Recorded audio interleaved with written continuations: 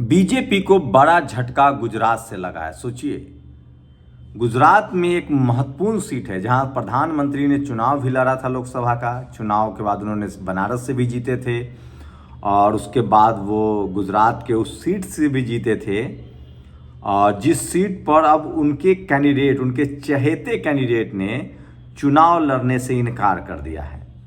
क्या है इसकी वजह? सोचिए, वो शानदार सीट है, बड़ोदरा की सीट है। क्यों 2 बार के जीती हुई सांसद ने कहा कि मैं चुनाव नहीं लड़ूंगी? और सोचिए, टीवी अखबार दिन रात इंडिया गठबंधन में टूट, कांग्रेस के पास उम्मीदवार नहीं, लालू यादव नाराज, तमाम खबरें वही चलाता है टीवी अखबार जिसमें इंडिया गठबंधन की टूट हो या विपक्षी नेताओं की किरकिरी हो। क्या इन सबका 2024 के चुनाव पर असर पड़ेगा? सबसे बड़ा सवाल है। और जो टीवी अखबार कह रहा है कि 400 पार, बीजेपी का हर बयान टीवी अखबार के लिए सच है। विपक्षी नेताओं से भी टीवी अखबार का वही सवाल होता है जो बीजेपी नेता पूछते हैं। सवाल है कि सवाल तो सत्ता पक्ष से पूछा जाना चाहिए। तो टीवी अखबार 2024 के चुनाव में बीजेपी का सबसे बड़ा कोई गठबंधन है, वो टीवी और अखबार है। नमस्कार, मैं शंभू कुमार सिंह और आप देख रहे हैं नेशनल दस्तक। आज की सबसे बड़ी खबर बता रहा हूं। 2014 में प्रधानमंत्री को भरोसा नहीं था, उन्होंने वाराणसी से चुनाव लड़ने का फैसला किया और उसके बाद दूसरा फैसला किया बड़ोदरा से चुनाव लड़ने का। सोचिए, इससे पहले जब कोई कैंडिडेट किसी दूसरे राज्य से चुनाव लड़ता था या दूसरे सीट से चुनाव लड़ता था, एक ही राज्य, उसी मान लो यूपी का कोई आदमी और पूर्वांचल का है और वो पश्चिम उत्तर प्रदेश में आ गया तो उसको लोग बाहरी कहते थे।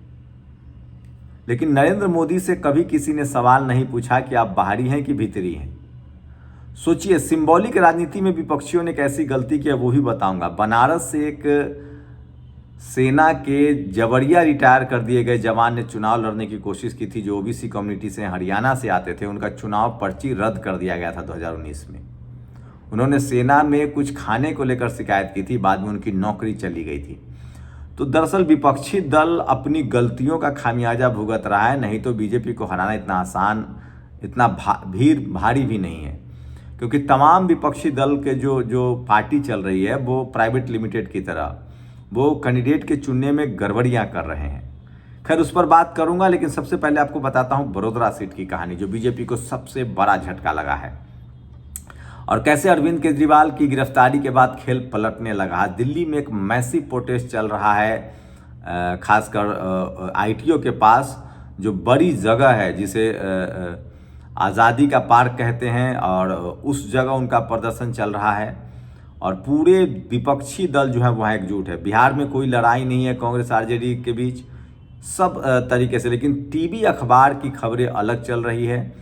जो बीजेपी को मजबूत दिखाया जा रहा है उतना बीजेपी मजबूत दिख नहीं रही। अगर बीजेपी इतनी मजबूत होती, जो छोटे छोटे दलों से इतना ज़्यादा गठबंधन के लिए आतुर न होती। तो आज जो बीजेपी को सबसे बड़ा झटका लगा है वो गुजरात में बड़ोदरा सीट है। बड़ोदरा सीट से जो उनकी नेता हैं रंजन बेन भट्ट, उन्होंने साफ साफ कहा है कि अब मैं चुनाव नहीं लड़ूंगी। वजह बताया पारिवारिक। सोचिए, अगर यही कोई विपक्षी दल, अभी कांग्रेस के एक प्रवक्ता ने इस्तीफा दे दिया, तो किस तरह से कहा गया कि पार्टी टूट गई, गुजरात में फिसड्डी हुई। मैं फिर कह रहा हूं, गुजरात में जिस तरह से गठबंधन है, तो गुजरात में आम आदमी पार्टी का गठबंधन है और जिस तरह से वहां 26 सीटें हैं, अगर गुजरात में आधी सीटें भी दरकती है बीजेपी की तो उसकी मुश्किल बढ़ जाएगी। सोचिए, बिहार में भी उसने 100% किया था, फिर नीतीश गठबंधन में क्या 100% कर पाएगी? गुजरात में 100% कर पाएगी जहां आम आदमी पार्टी कांग्रेस का गठबंधन है? क्या हरियाणा में 100% कर पाएगी जहां आम आदमी पार्टी कांग्रेस का गठबंधन है? और सबसे बड़ी खबर है, राजकुमार सैनी हरियाणा में जो बड़े ओबीसी के चेहरा है, जिसके दम पर बीजेपी पहली बार आई थी। जाट वर्सेस नॉन जाट का जो पूरा आंदोलन चला था, उसमें सैनी जी को चेहरा बनाया गया था। राजकुमार सैनी कुरुक्षेत्र से चुनाव जीत कर आए थे, उसके बाद उनको जिस तरह से अलग थलग कर दिया गया था। बाद में जैसे बहराइच से पहली बार 2014 में सावित्रीबाई फुले, जो बहुजन आंदोलन से निकली नेता थी, उनका भी इस्तेमाल हुआ, उदित राज का इस्तेमाल हुआ। बहुत सारे ऐसे नेता थे जिनका बीजेपी ने 2014 में इस्तेमाल किया था और दूध में मक्खी की तरह निकाल दिया था। राजकुमार सैनी, डॉक्टर उदित राज, बहराइच से सावित्री फुले, वो सब भी अब एकजुट हो रहे हैं और कांग्रेस उन पर नजर रख रही है। सिंबॉलिक राजनीति करने की कोशिश करी तो राजकुमार सैनी का अगर कांग्रेस में आना होता है और उनको टिकट मिलता है तो वो बड़ी खबर होगी। तो सोचिए, बड़ोदरा में बीजेपी को झटका लगता है, ये खबरें आपको मीडिया नहीं दिखाएगा। जिस तरह से SC ST OBC पर कांग्रेस फोकस कर रही है, सिंबॉलिक राजनीति की भी कोशिश कर रही है। बिहार में पप्पू यादव के आने से भी कांग्रेस को तो फायदा ही होगा कन्हैया के मुकाबले। वहीं कन्हैया की सीट जो है बेगूसराय से गठबंधन में CPI की सीट चली गई है, वही भी खबर है। दूसरी सबसे बड़ी खबर है अरविंद केजरीवाल की गिरफ्तारी के बाद पॉलिटिकल रूप से सबसे ज़्यादा नुकसान में बीजेपी दिख रही है। और उसके बाद देश भर के खासकर जो वैश्य समाज के लोग हैं, जो आर्थिक रूप से भी मजबूत हैं, संसाधन भी है जिनके पास, वो मजबूती से बीजेपी के साथ हो रहे हैं। लेकिन एक बदलाव देखिए, प्रधानमंत्री नरेंद्र मोदी लोहिया को नमन कर रहे हैं। तो इसको भी समझिए। मैं फिर कह रहा हूं, चुनाव वैसे नहीं हो रहा है जैसे आप समझ रहे हैं, जैसे आपको बताया जा रहा है। बीजेपी के लिए सबसे मुश्किल का सामना करना पड़ रहा है, क्योंकि 10 साल का कार्यकाल हो चुका है, एंटी इनकम्बेंसी है, बेरोजगारी है, ये बड़ा मुद्दा है। आदिवासी उन्होंने राष्ट्रपति जरूर बनाया था, लेकिन हेमंत सोरेन की गिरफ्तारी के बाद उस पर कहीं उस एडवांटेज पर पानी फिर रहा है। छत्तीसगढ़ में उन्होंने आदिवासी राष्ट्रपति मुख्यमंत्री जरूर दिया, लेकिन वहां भी मामला चल नहीं रहा है। मध्य प्रदेश में उन्होंने OBC का मुख्यमंत्री बनाया, लेकिन जो पहले से मुख्यमंत्री थे उनको रिप्लेस किया, वहां मामला नहीं चल रहा है। गुजरात में बड़ा डेंट लग रहा है। आम आदमी पार्टी 4-5 राज्यों में तो नुकसान कर ही रही है बीजेपी का। तो ये भी एक बड़ी खबर है जो सोशल मीडिया पर वायरल है। और मैं फिर कह रहा हूं कि टीवी अखबार में फिलहाल बीजेपी लीड लिए हुए। मैं बिहार में हूं, बिहार में खेल देख रहा हूं। बहुजन लोगों की एकजुटता, मैं फिर कह रहा हूं, सोशल मीडिया ने सामाजिक आंदोलन को जिस तरह से मजबूत किया है, दलित पिछड़े आदिवासी जिस तरह से एकजुट हो रहे हैं, वो एक बड़ा डैमेज है बीजेपी के लिए। और सबसे बड़ी बात है कि इसको बहुजन दल कैसे अपने पक्ष में भुना पाते हैं, ये बड़ा सवाल है। समाज में एक धारा तो बन ही गई है कि सवर्ण समाज बीजेपी के साथ है और गैर सवर्ण जो है वो बीजेपी के खिलाफ है। अखिलेश यादव जो PDA कह रहे थे, पल्लवी पटेल को उनको अपने साथ रखना चाहिए। अखिलेश यादव एक कमजोर कड़ी साबित हो सकते हैं, जिस तरह से स्वामी प्रसाद मौर्य बाहर गए, अब कहा जा रहा है कि उनसे बात हो रही है, वो एक अच्छी बात है। राजभर जा चुके हैं, लेकिन पल्लवी पटेल को उनके अपने साथ रखना ही पड़ेगा। चंद्रशेखर आजाद को लेकर भी कोई डिसीजन लेना ही पड़ेगा, क्योंकि वो ठीक नहीं।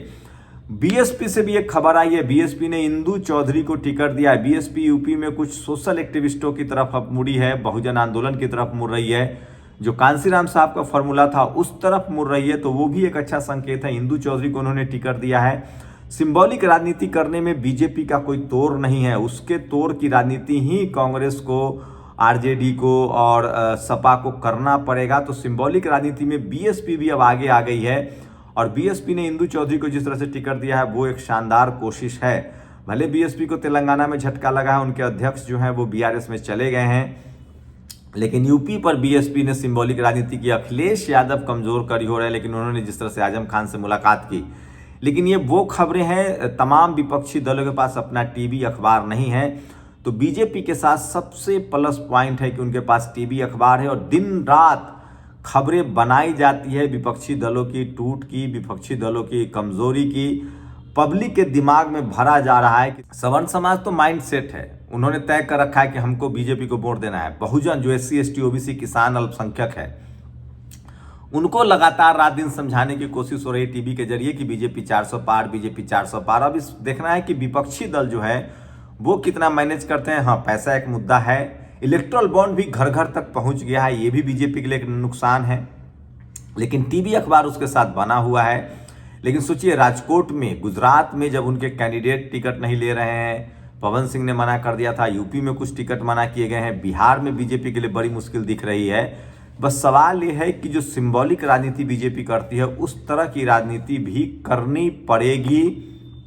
सिंबॉलिक तरीके से विपक्षी दलों को भी कुछ बड़े सोशल क्रूसेडर, में बार बार कह रहा हूं, चाहे वो लक्ष्मण यादव हो, डॉक्टर रितु हो, रतन लाल हो, ऐसे तमाम, मिरान हैदर हो, उमर खालिद हो, ऐसे तमाम पॉलिटिकल क्रूसेडर को चुनाव लड़ाना होगा देश भर में, जो पिछले 10 सालों से बीजेपी से लड़ रहे हैं, वो जेल खट रहे हैं, जिनकी नौकरियां गई हैं जातिवाद की वजह से।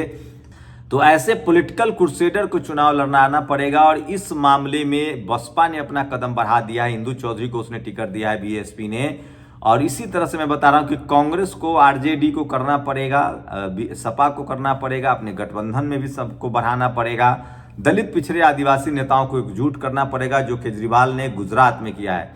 तो ये बड़ा अपडेट है, लेकिन ग्राउंड पर 400 पार जैसी स्थिति नहीं है। आप लोगों को क्या लगता है, क्या ये टीवी का हवा है, अखबार का हवा है और ये हवा काम कर जाएगा, या इस बार ये हवा फट जाएगा शाइनिंग इंडिया के लिए? आपकी प्रतिक्रिया बहुत जरूरी है। शुक्रिया। नेशनल दस्तक की आपसे गुजारिश है कि अगर इसको बचाना चाहते हैं तो नेशनल दस्तक को सब्सक्राइब करने के लिए रेड कलर के सब्सक्राइब बटन को दबाएं, फिर बेल आइकन की घंटी दबाएं। नेशनल दस्तक को बचाने के लिए बहुत जरूरी है कि हर खबर को शेयर करें, लाइक करें, कमेंट जरूर करें।